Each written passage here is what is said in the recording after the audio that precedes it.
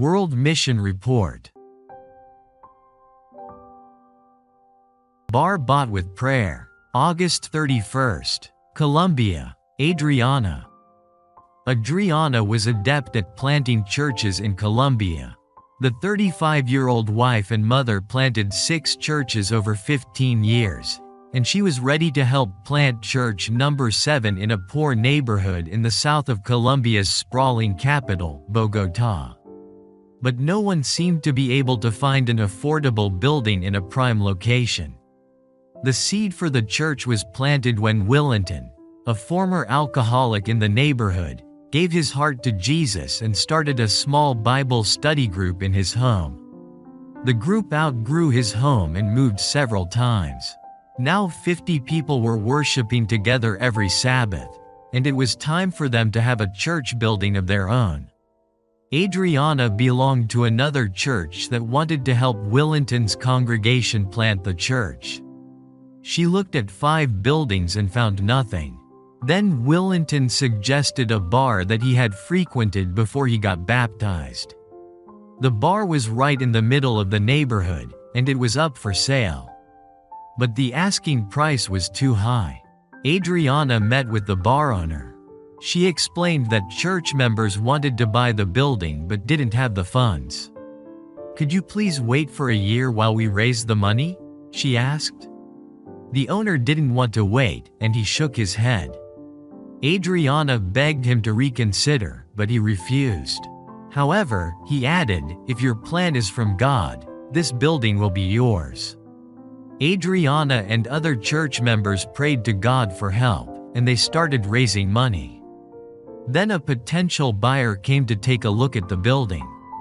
He liked what he saw, and he agreed to buy it. Church members wondered if they would lose the building. They prayed for God's will to be done. The potential buyer left and never returned with the money for the building. The building remained up for sale. Then another buyer visited the building and offered to buy it.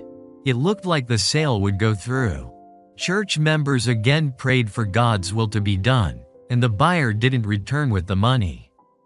The bar owner couldn't understand why his building wasn't selling. He reduced the price. Then he reduced it again. But still, he couldn't find a buyer. Adriana was convinced that God had a plan to turn the bar into a church and center of influence. The center of influence would teach life skills to people in the community and help those who were struggling with alcoholism. Adriana visited the bar owner again. "You won't sell this building," she said, boldly. "You will sell it to us because it will be a place that will help the community and glorify God." A year passed, and church members had gathered enough money to buy the building at the lower asking price. A church leader visited the owner to finalize the sale. The owner expressed relief that he could finally sell the building. "I haven't been able to sell this building because those Adventists have been praying to buy it," he said. 2 weeks later, the building was sold to the Adventist church. The final, reduced price was half the market value of similar buildings in the neighborhood. Today, Adriana praises God for the new church and center of influence. "We all prayed for this place," she said. "When God has a plan, no one can change it." This mission story provides an inside look at life in Colombia and missional challenges there. Part of this quarter's 13th Sabbath offering will help open 2 centers of influence to help children who are at risk of alcohol and drug abuse in Colombia. Thank you for planning a generous offering on September 28th.